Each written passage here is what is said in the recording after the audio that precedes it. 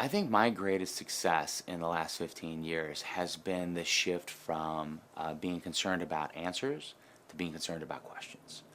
Um, you know, for example, early in my career, it was really important for me that kids would be able to uh, successfully identify the right answer from three red herrings on a multiple choice test.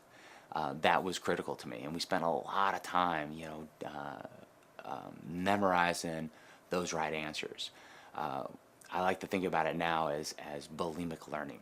I would just cram these facts down their throat, and then on Friday, bleh, there it came out all over the test. And I would look at it, and if it looked good, they got a good grade. If it looked bad, then they got a bad grade, and we moved on.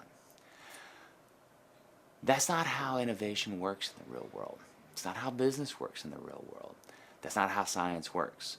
People don't go to scientists asking questions they already know the answers to. People go to scientists to ask questions that nobody knows the answer to.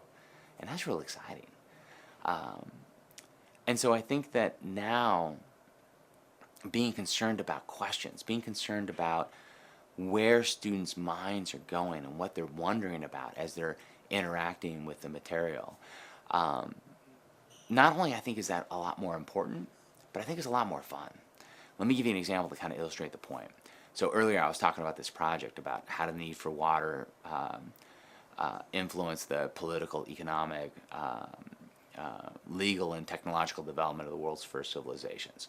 So my students have got a group of primary source documents, photographs, drawings, histories from China and Rome and Mesopotamia.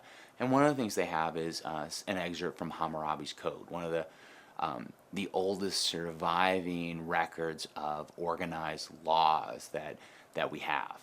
And in there are several laws around water and around specifically keeping the dikes and the levees on the river well maintained, because the Tigris and the Euphrates flood disastrously, and they had to have a lot of rules about maintaining cooperation about controlling those floods so that everybody's farms aren't ruined.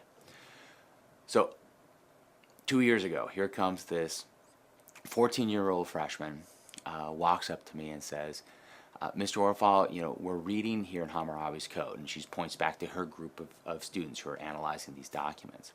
And we notice that it says that if I don't maintain the dikes and levees on my field and the flood comes and my neighbor's crops are ruined, that I'm responsible to replace those crops. We get that, she tells me. But what if I'm renting the land? That's a great question.